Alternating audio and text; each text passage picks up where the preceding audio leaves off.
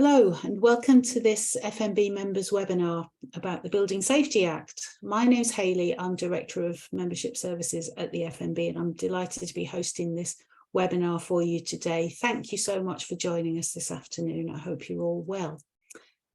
This webinar should last for just over half an hour or so, maybe 40 minutes, depending on whether we get lots of questions from you at the end, in which case we may take a little longer.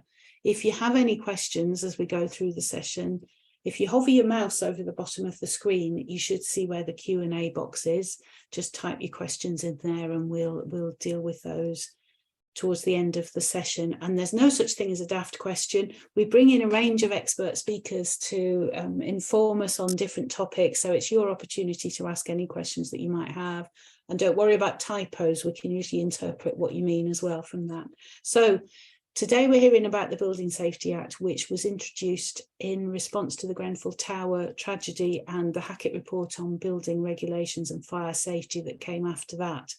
And it's been described as a really fundamental reform of regulation in the building industry. So really important for you to be here and to hear about this. Today's speaker is Gavin Hoccom from Browne Jacobson Solicitors, who are a national law firm operating across a range of different industries and businesses. And Gavin has spoken already to different groups around the FMB on the Building Safety Act a few times now, most recently at our policy conference in London on the 8th of November. And actually there were a range of different speakers and discussion panels at that event, which are still available to view on our website if you'd like to have a look at them, covering all sorts of things from reform of planning, raising standards in the industry, skills, and lots of other topics. So for now, I am going to hand over to Gavin so that he can give you his presentation. Thanks, Gavin.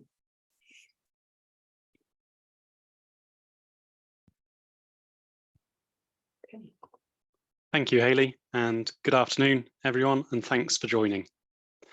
Some 6 months following its enactment, the Building Safety Act remains only partially in force, with no definite timetable for full implementation. There are many provisions, some of which are actively in force, which remain to be finalised through further legislation, which has yet to be drafted. It is impossible for the legal sector, let alone builders and others within the industry, to determine the scope and seriousness of what the Act means for builders. During this webinar, my aim is to highlight the key issues arising from the Act, with which most FMB members ought be concerned, and to share some thoughts as to how members can begin managing the risk presented by the Act. The Act introduces extensive, wide-ranging changes to the regulation of the construction sector. It is primarily a response to the cladding and fire safety issues which are prevalent in the property sector and have long needed to be resolved. Consequently, there is an emphasis in the Act on fire safety and higher risk buildings, the definition of which varies. It is important for FMB members to understand the different definitions in order to know which projects may be subject to more onerous regulation, in what way and when. Part 3 of the Act, for example, contains provisions in relation to the design and construction of any building in England that is at least 18 metres in height or has at least 7 stories, and in either case is of a description specified in regulations made by the Secretary of State. This means the full definition has yet to in fact be published. The government has proposed that to fall within the scope of Part 3 of the Act, a building must also contain at least 2 residential units, be a care home or be a hospital. Secure residential units, such as prisons, temporary leisure establishments, such as hotels, and military premises are expected to be excluded from a revised definition. A different definition is likely to apply in Wales. Part 4 of the Act, on the other hand, contains provisions in relation to the occupation of higher risk buildings, for which purpose are defined as a building in England that, again, is at least 18 metres in height or has at least 7 stories, but in this case also contains at least 2 residential units. A residential unit is defined as a dwelling or any other unit of living accommodation. There is no explanation within the Act as to what that in fact means, though the explanatory notes give the example of student accommodation, where basic amenities such as cooking facilities, a toilet, and personal washing facilities are shared with others in the building. The government has proposed that, unlike for the purposes of Part 3 of the Act, Part 4 will not apply to care homes or hospitals. The risk of confusion within the sector should be self-evident from that brief overview of the definitions contained within Parts 3 and 4 of the Act. To add further to the confusion, a consultation is ongoing in relation to changes to both definitions through the enactment of further legislation. One change, which seems to be certain, is that in both instances, the height threshold will be reduced from 18 to 11 metres, meaning many more buildings will fall within the scope and the more onerous regulation of Parts 3 and 4 of the Act. You may be wondering, how is the height of a building determined?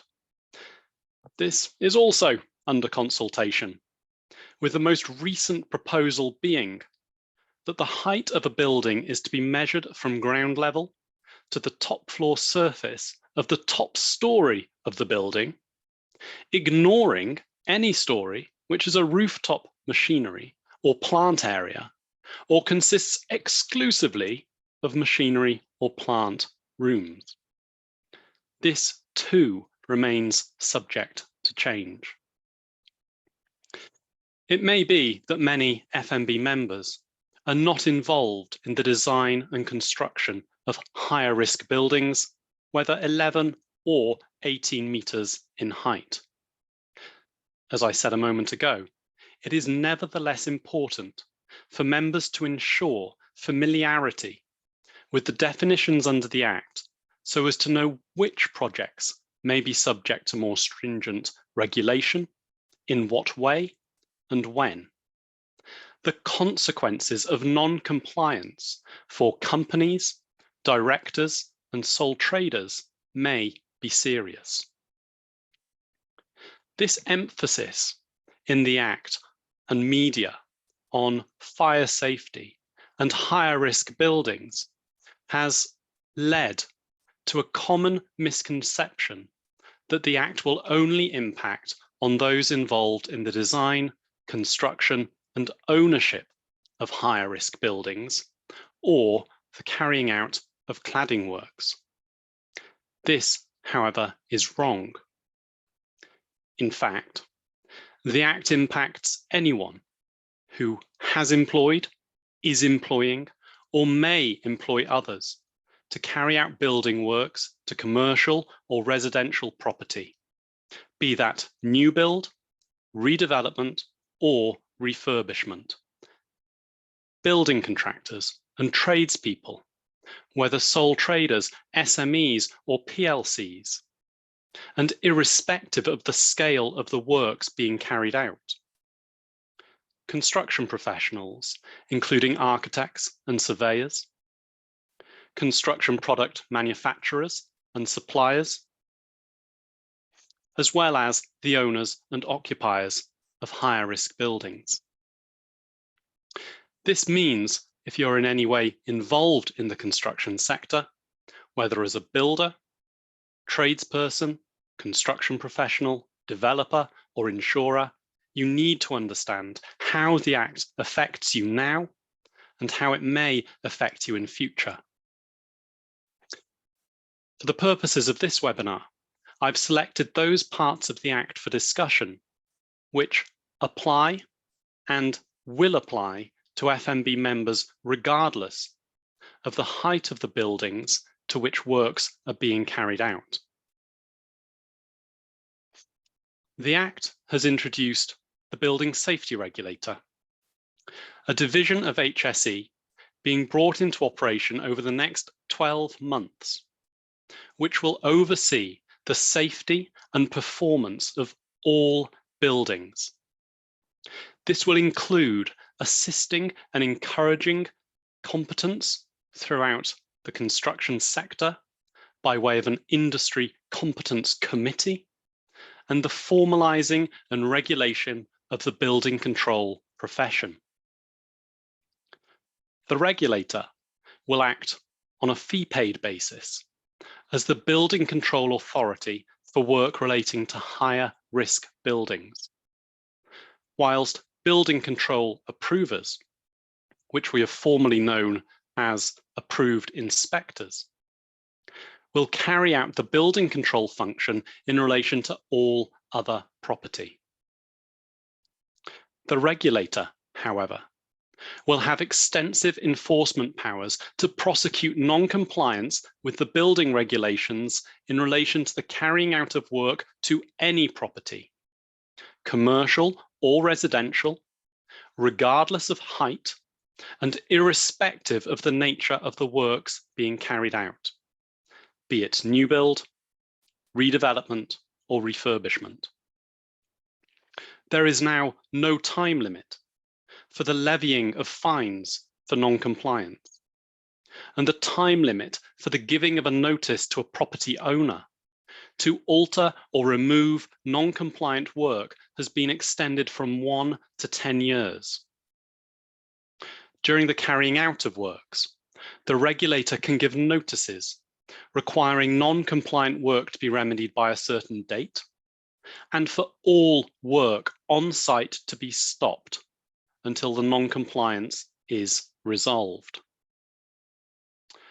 A failure to comply with a notice given by the regulator is a criminal offence and could result in imprisonment and an unlimited fine.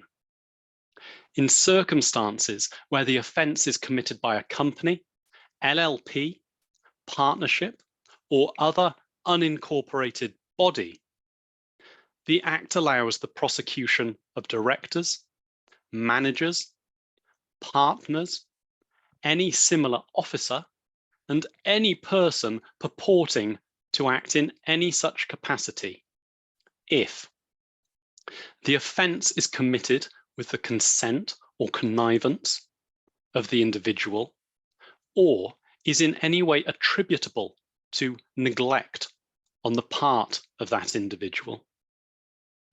It remains to be seen in what circumstances those conditions will be deemed to have been satisfied in practice.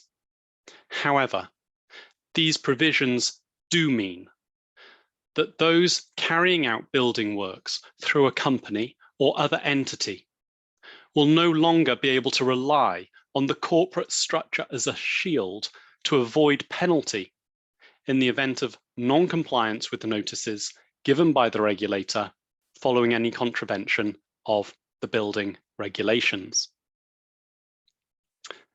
There is currently limited guidance regarding the approach the regulator will take to enforcement.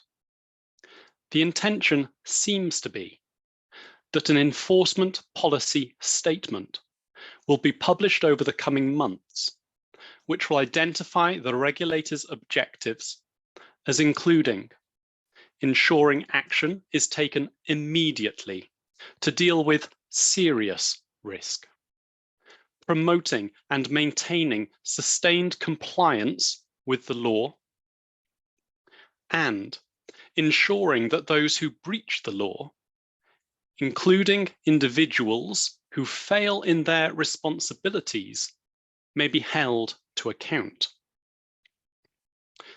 This has, however, been qualified on the basis that the existing HSE enforcement policy statement may be sufficiently flexible to accommodate the HSE's new responsibilities as the regulator. Should this transpire to be the case, and no new enforcement policy statement published, there will be good reason for members to be concerned.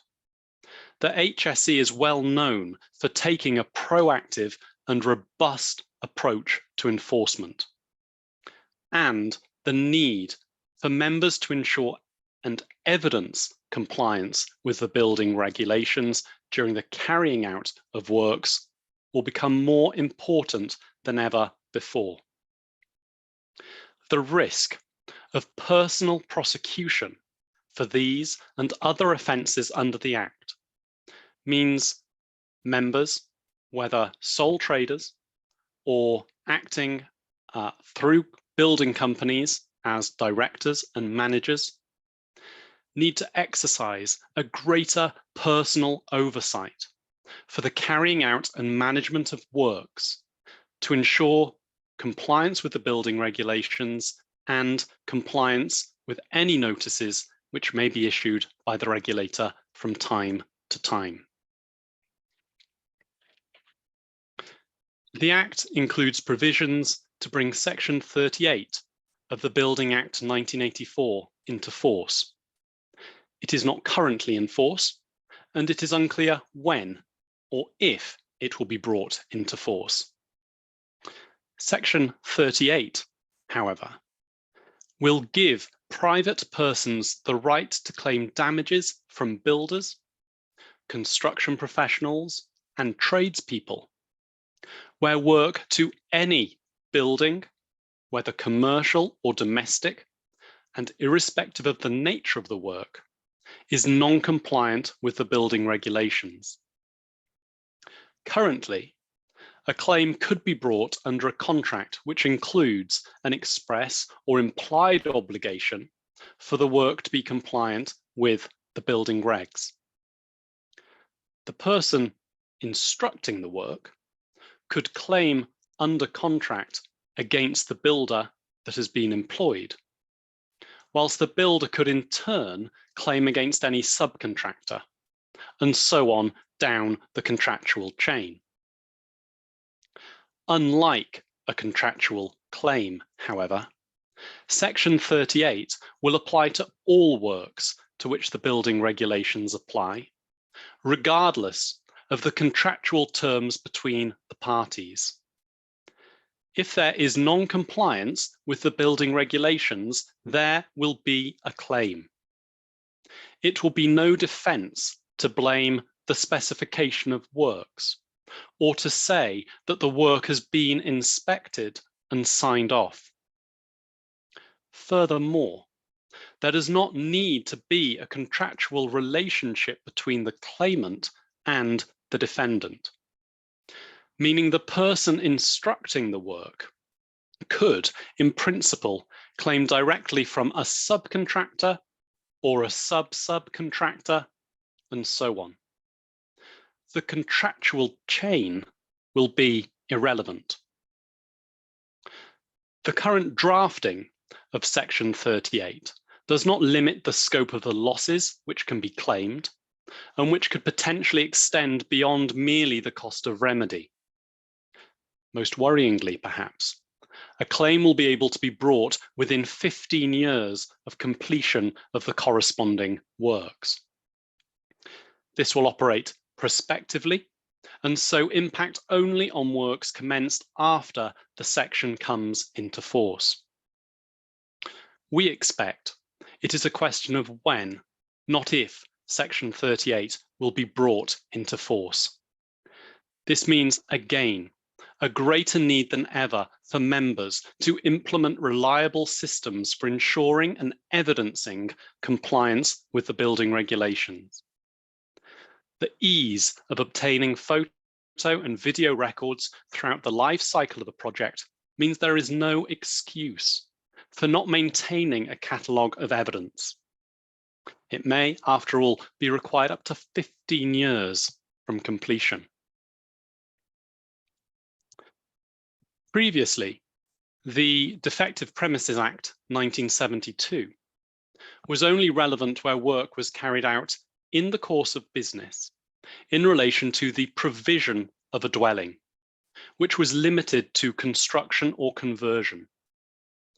The Act has removed this limitation and imposes a duty on anyone carrying out any work in the course of business in relation to a dwelling to ensure that it is carried out in a workmanlike or professional manner, with proper materials, and so that the dwelling is fit for habitation.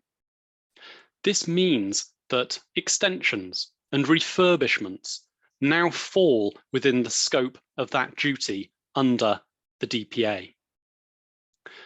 This duty is imposed on all builders, whether main or subcontractors, construction professionals, and tradespeople, regardless of the contractual terms between the parties and regardless of the nature of the work. The duty is owed not only to the person who originally instructed the work, but to any person who subsequently acquires an interest in the property. That means a claim arising under the DPA will survive any change of ownership of the corresponding property.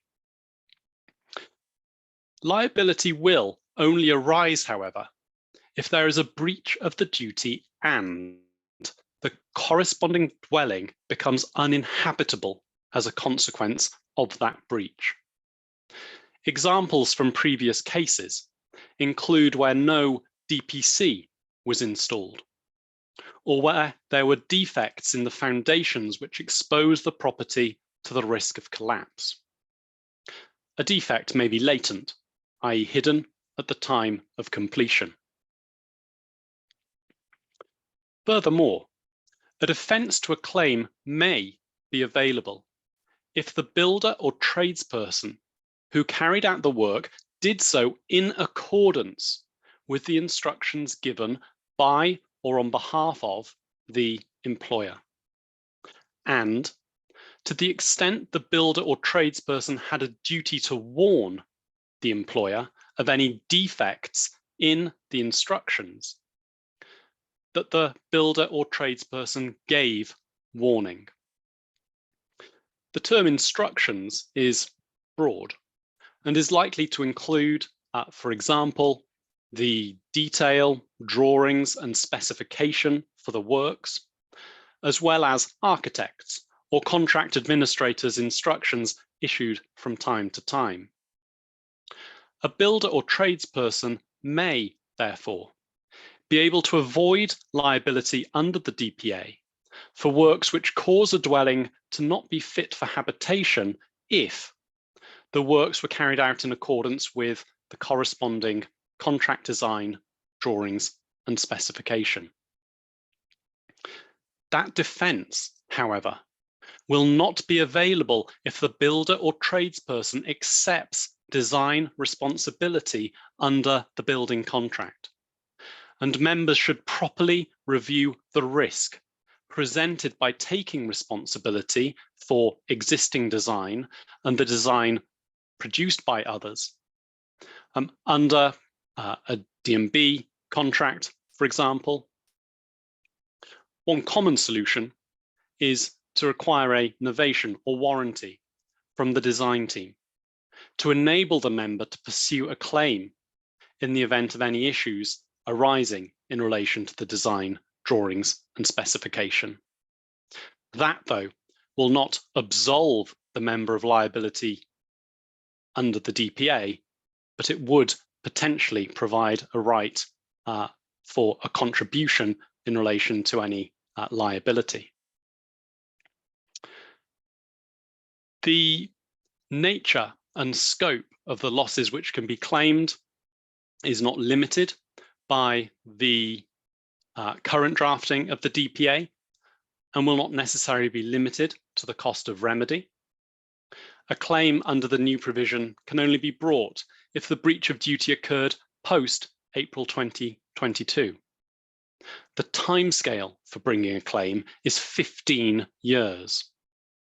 More concerningly, perhaps, the Act extends significantly the period within which claims can be brought in respect of breaches of duty which occurred pre-April 2022, in relation to the construction or conversion of dwellings only, and so excluding, for example, refurbishment works. There, the period is now 30 years, meaning a breach in respect of a property which was completed in November 1992 remains actionable today, whilst a breach in respect of a property which was completed at the end of March 2022 will remain actionable in March 2052. It is irrelevant if during either period the property has been or is sold by the person who originally instructed the work. There is a need, therefore, for members to carry out a review of current and historic projects involving dwellings, to identify those projects which could in principle be subject to a claim under the DPA, and collate and securely store for the long term any documentation and evidence relevant to the carrying out of the works. It may be required over the next 15 to 30 years. Although new home warranties have been available in different forms for years, it is now a legislative requirement under the Act that the purchasers of new homes be provided with a 15-year warranty in a prescribed form. The detail has yet to be set out and will be introduced through further legislation. The Act makes provision for the imposition of financial penalties in the event of non-compliance. The Act also introduces the New Homes Ombudsman, which will administer the New Homes Ombudsman Scheme, including a dispute resolution service to enable new homeowners to seek redress from builders and developers. It is also expected that the Act will make registering for the New Homes Quality Code of Practice a legal requirement, with the New Homes Ombudsman being provided with investigatory and enforcement powers to police compliance with the code. The code is available from the NHQB website and sets out requirements that developers must meet throughout the 4 stages involved in the process of selling a new home. The sales and marketing stage, from acceptance of an offer to completion, post-sale, and in the event of developer insolvency. The Ombudsman Scheme will not only apply to the PLC house builders, it will regulate the development of all new homes. As builders of all size carry out own developments of new homes, it will be vital to register with the scheme and ensure a thorough understanding of its operation, to include the requirements of the Code of Practice. A common response from builders and developers to the extensive long-term risk presented by the Act has been to suggest that there may be an increase in the use of companies to carry out individual projects with the intention of insulating any liabilities which may arise. To address this, the Act introduces the Building Liability Order, which will enable the liabilities of a company or LLP to be recoverable from other associated companies or LLPs. The definition of associated is extremely wide and includes not only companies under common control, such as parent, sister, and subsidiary group companies, but also indirect relationships based on a wider principle of control. For example, where the shares in the company which has incurred a liability are owned by an individual who has control over another company. The status of the company which has incurred the relevant liability does not matter, and a building liability order can be made even if that company is insolvent or has long been dissolved.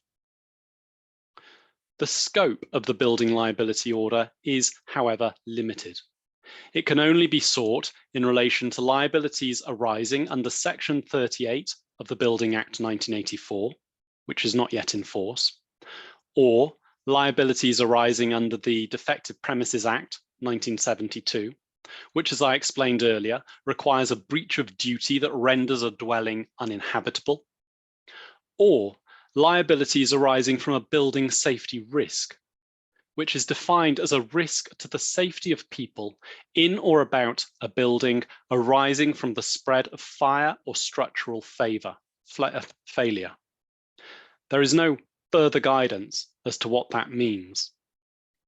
Additionally, a building liability order will only be available where the court determines it is just and equitable. That term is not defined, and nor has any guidance been provided. We suspect the court will approach the issue on a case-by-case basis, but it will be some time until we have any clarity as claims progress through the court. Although the scope of liabilities in respect of which a building liability order can be sought is limited, the provisions have retrospective effect and, as I said a moment ago, operate irrespective of the current status of the company which carried out the offending works. A member who carried out works 30 years ago through a company which has long been dissolved, but which are now the subject of a claim under the Defective Premises Act, could in theory see building liability orders being sought against any associated successor companies today. The Act primarily presents immediate short-term risk to builders involved in the carrying out of works to residential property. In the medium term, however, all builders will be exposed to the risk of liability under the Act, particularly in relation to work subject to the building regulations. In many instances, the risk arises not only into current and future projects, but also in relation to legacy projects. The immediate steps, which it would be sensible for all members to take at this stage, include carrying out a review of current and historic projects. For historic projects, and as a matter of ongoing best practice, collating and securely storing for the long term any documentation and evidence relevant to the carrying out of building works. For current and future projects, implementing a system for ensuring and evidencing compliance. For sole traders and directors and managers of corporates, exercising personal oversight of the carrying out and management of works to ensure compliance with the building regulations and with any notices that may be issued by the regulator from time to time. And more importantly than ever, paying attention when negotiating contract terms, because employers will undoubtedly seek guarantees and indemnities from builders in order to pass on the liabilities which may arise under the Act in relation to any given project. As to future risk management, much will depend on the final form of the regulation introduced by the Act as it develops over the coming months and potentially years. More than ever, there is a need for members to keep up to date with regulatory knowledge and training. And there is no easier way to do so than by being a member of the FMB. I hope you have found this talk useful. And if you require any advice in relation to the issues which I have touched upon today, then please do not hesitate to contact me directly or via LinkedIn. Thank you.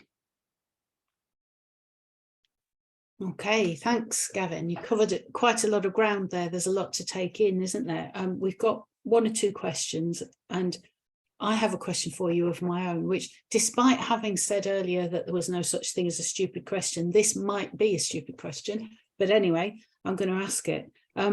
So if builders have to maintain their own records to evidence compliance with building regulations under the Section 38 of the legislation which you mentioned, and it's no defence to say, well, it's been signed off by building control, that makes me wonder what's the point of building control in a way, because surely, you know, I know even now they don't have liability, do they, for anything that they've signed off that later turns out to be not done in accordance with building regulations.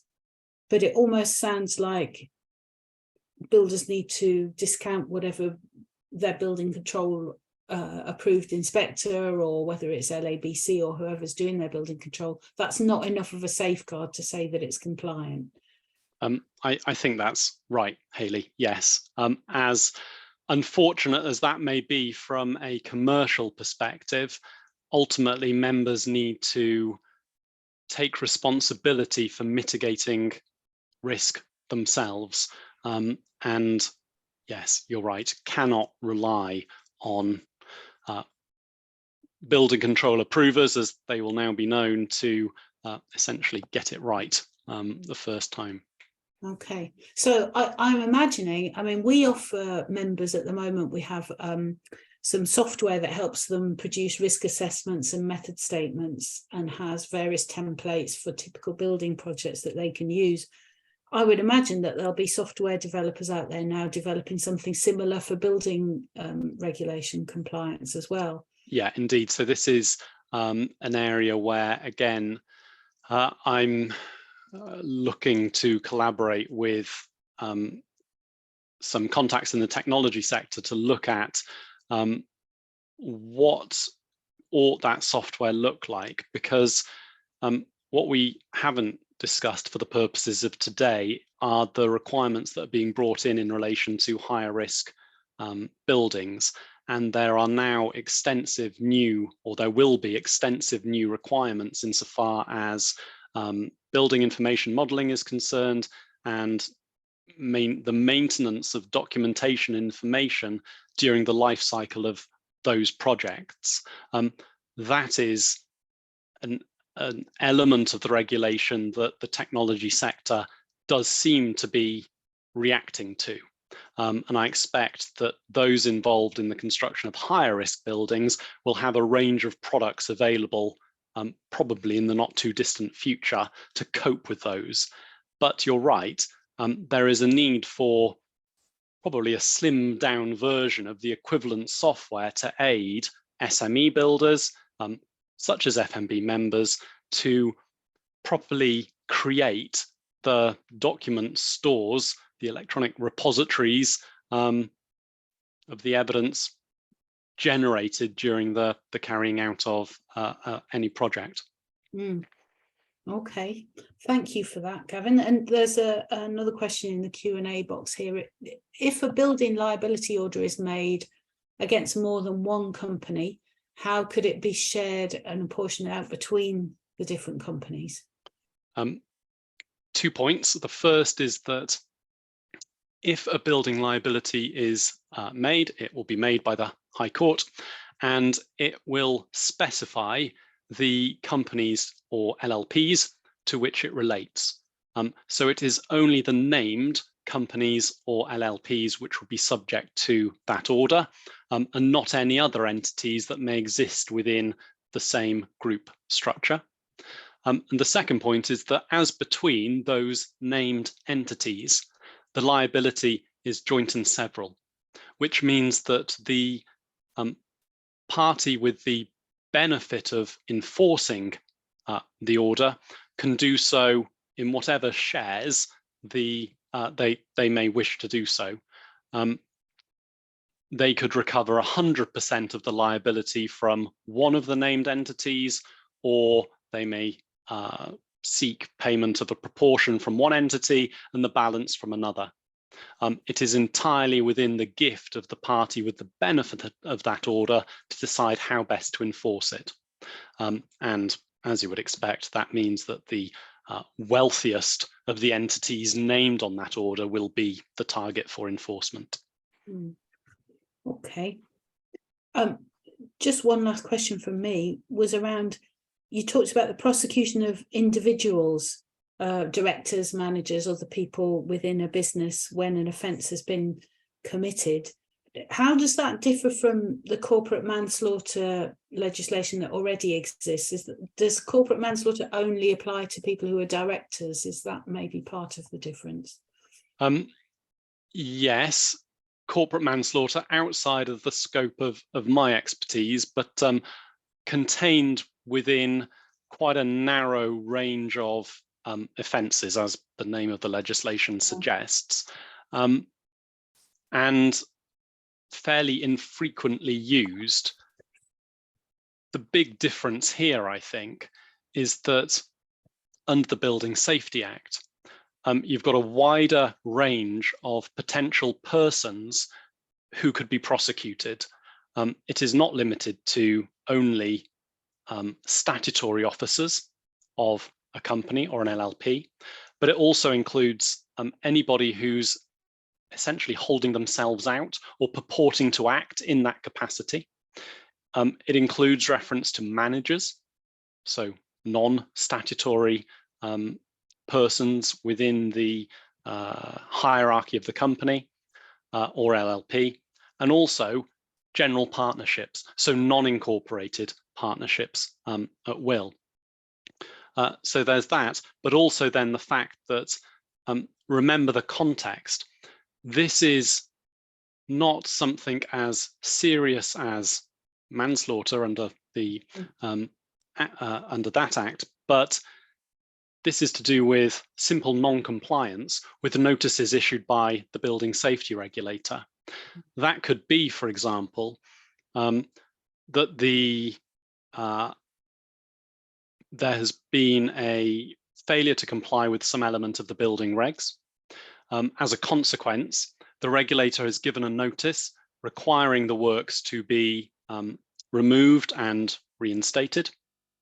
The site has been put on stop, and there has been a contravention of that stop notice. In principle, that could lead to personal prosecution of directors, managers, etc., who have allowed the site to continue to operate, notwithstanding the existence of the stop notice. Right. Okay. Thank you for clarifying that. It always feels as if the responsibilities of our members and the range of regulations and legislation that they have to keep up with only ever travel in one direction, which is to give them more responsibility and more liabilities potentially as well. So yeah, we'll do our best at the FNB to keep abreast of all of this and keep our members informed and provide them with whatever support we can. So I think we'll leave it there for this afternoon and hope that we don't give any of the members attending or watching this on catch up any sleepless nights, worrying about what's coming at them over the horizon. Yeah, so thank you very much, Gavin, for all of your input and knowledge that you've shared with us this afternoon. We will send you a follow-up email with copies of Gavin's slides. And as I said, there's a range of different presentations as well available on the website, including Gavin's presentation at the building conference. So when you get the follow-up email, if you've got any ideas for other topics you'd like to see us covering in a webinar in the future, then please respond to us and let us know about that. And I think that's all from us for this evening. So we'll let you go. Thank you, Gavin. Thanks to the members for attending and have a nice evening. Thank you.